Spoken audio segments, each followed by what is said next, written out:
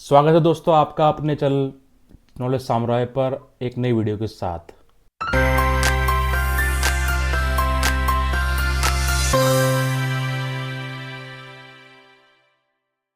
जैसा कि आप लोग जानते ही होंगे, आपने न्यूज़ में देखा भी होगा कि हमारी फाइनेंस मिनिस्टर 2025-26 का बजट अभी पेश करने वाली हैं 1 फरवरी को संसद के अंदर। आम बजट 2025 का इंतजार सभी को है, जो कि 1 फरवरी को पेश होने वाला है। वित्त मंत्री निर्मला सीतारमण से सभी को बहुत कुछ उम्मीदें हैं कि बजट 2025 के अंदर कुछ बड़ा तोहफा आम लोगों के लिए लेकर निर्मला सीतारमण आए। ये बजट ऐसे टाइम पर आ रहा है जब हमारे जीडीपी की ग्रोथ घटकर रह गई है 5.4%। Now let's talk about the Indian economy. It appears to be slowing down. After years of rapid growth, it is hitting a speed bump. Fresh GDP numbers are out and they do not paint a good picture. ऐसे में आम आदमी उम्मीद कर रहा है कि इस बार का बजट इंडियन इकोनॉमी को ग्रो करने के सॉल्यूशन से भरा पड़ा हुआ होगा और उसको कुछ ना कुछ उसमें सॉल्यूशन ज़रूर मिलेंगे।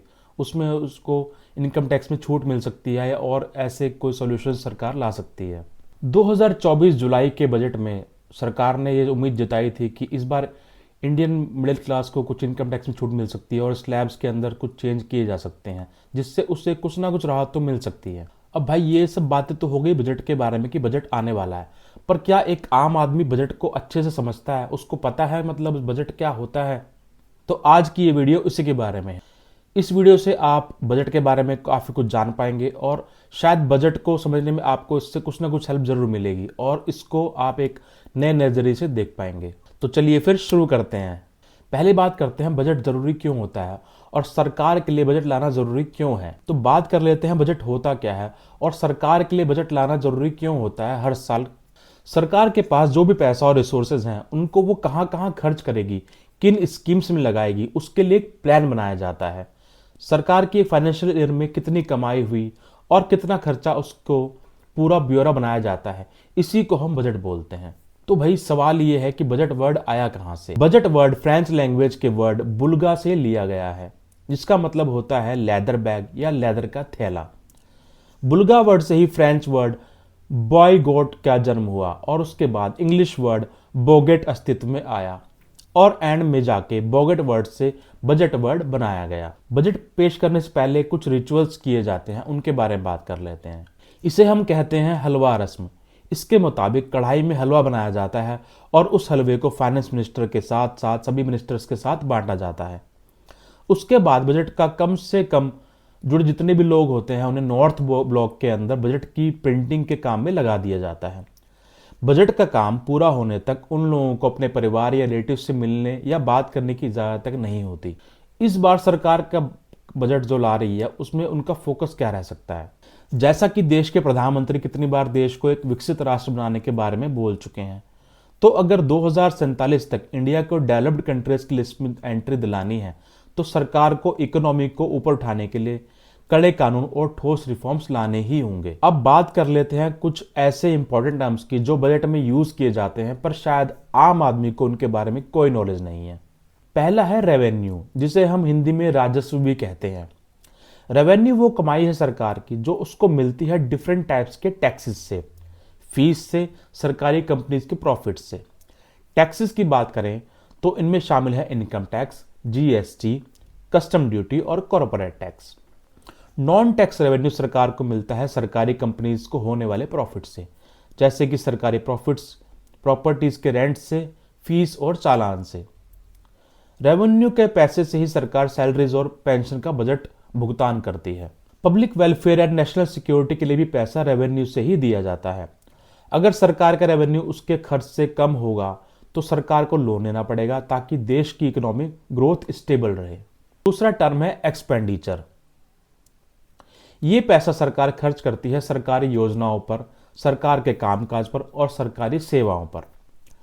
लॉन्ग टर्म इन्वेस्टमेंट जैसे कि सड़कें बनाना, रेलवे और हॉस्पिटल्स बनाना, इसका पैसा एक्सपेंडिचर के अंडर ही आता है। तीसरा है फिस्कल डेफिसिट, जिसे हम राजकोषीय घाटा भी बोलते हैं हिंदी में। जब सरकार का खर्च उसकी इनकम से ज्यादा हो जाता है तो उसको फिस्कल डेफिसिट कहते हैं। ये सरकार को होने वाले घाटे को दिखाता है। इससे पता चलता है कि सरकार को खर्चे पूरे करने के लिए लोन लेना पड़ता है। एग्जाम्पल के लिए अगर सरकार को रेवेन्यू 10 लाख करोड़ का हुआ है और एक्सपेंडिचर उसका 12 लाख करोड़ का है तो फिस्कल डेफिसिट हुआ 2 लाख करोड़ का। 2023-24 में सरकार का फिस्कल डेफिसिट रहा 17 लाख करोड़। चौथे पॉइंट की बात कर लेते हैं, उसे हम बोलते हैं जीडीपी, जिसको हम बोलते हैं ग्रॉस डोमेस्टिक प्रोडक्ट। जीडीपी से हमें पता लगता है कि किसी देश ने एक साल में कितने वैल्यू की गुड्स एंड सर्विसेज प्रोड्यूस की है और उन प्रोडक्ट्स एंड सर्विस की टोटल वैल्यू क्या है। जीडीपी से हमें एक देश की इकोनॉमी का साइज मेजर करने की हेल्प मिलती है। जितने भी बिजनेसेस हैं उनके द्वारा बनाए गए टोटल प्रोडक्ट्स की वैल्यू, सर्विसेज, लोगों की इनकम और कितना लोगों ने खर्च किया, ये सब जोड़ने के बाद जीडीपी कैलकुलेट किया जाता है। पांचवा है इन्फ्लेशन, जिसे हम हिंदी में मुद्रास्फीति बोलते हैं। लोग जो भी चीजें यूज करते हैं या जो भी सर्विसेज वो यूज करते हैं उनका रेट बढ़ना टाइम के साथ, इसी को हम सिंपल भाषा में बोलते हैं इन्फ्लेशन। अगर इन्फ्लेशन बढ़ रही है तो आपकी खर्च करने की पावर कम होती जाएगी। नेक्स्ट है डायरेक्ट टैक्सेस। डायरेक्ट टैक्सेस वो टैक्सेस होते हैं जो सीधा लोगों पर या कंपनीज पर लगाए जाते हैं, जैसे कि इनकम टैक्स और कॉर्पोरेट टैक्स। इनकम टैक्स लगाया जाता है इंडिविजुअल्स की सैलरी पर और कॉर्पोरेट टैक्स लिया जाता है कंपनीज से। सातवां है इनडायरेक्ट टैक्स, जो टैक्स रोजमर्रा की चीजों और सर्विसेज पर लगाया जाता है उसको कहते हैं इनडायरेक्ट टैक्स, जैसे कि GST, goods and services tax. 8th point की बात करें तो ये है सब्सिडी। सरकार जो भी छूट देती है चीजों और सेवाओं पर, जैसे कि बिजली बिल में सब्सिडी, पानी के बिल में सब्सिडी, हॉस्पिटल के इलाज के खर्च में सहायता, इन सभी को हम सब्सिडी के रूप में देखते हैं। 9th है डेब्ट सर्विस रेशो। ये बताता है कि सरकार अपनी कमाई का कितना % लोन को चुकाने में खर्च कर देती है। 10th पॉइंट है डायरेक्ट बैंक ट्रांसफर। इसमें सरकार बहुत सारे सरकारी स्कीम्स का यूज करके पैसे को डायरेक्टली बेनिफिशियरी के अकाउंट में ट्रांसफर कर देती है, ताकि बिचौलिए उस पैसे को बीच में ही ना खा जाएं और सारा फायदा डायरेक्ट ट्रांसफर करके पब्लिक को मिल पाए। 11th पॉइंट है करंट अकाउंट डेफिसिट। जब देश का इंपोर्ट उसके एक्सपोर्ट से ज़्यादा हो जाता है तो उसको करंट अकाउंट डेफिसिट बोला जाता है। 12वां पॉइंट है गोल्ड रिजर्व्स। सरकार के पास कितना पैसा गोल्ड के फॉर्म में है उसको कहते हैं गोल्ड रिजर्व्स। ये एक इमरजेंसी फंड की तरह है जिसे सरकार लोन लेने के लिए यूज कर सकती है इमरजेंसी केसेस में। चलिए अब बात कर लेते हैं कि आम आदमी के लिए बजट पर नजर रखना जरूरी क्यों होता है। आप लोग भी अपने सैलरी आने पर घर का, महीने का बजट बनाते हैं, इसी तरह सरकार को भी अपना बजट बनाना पड़ता है।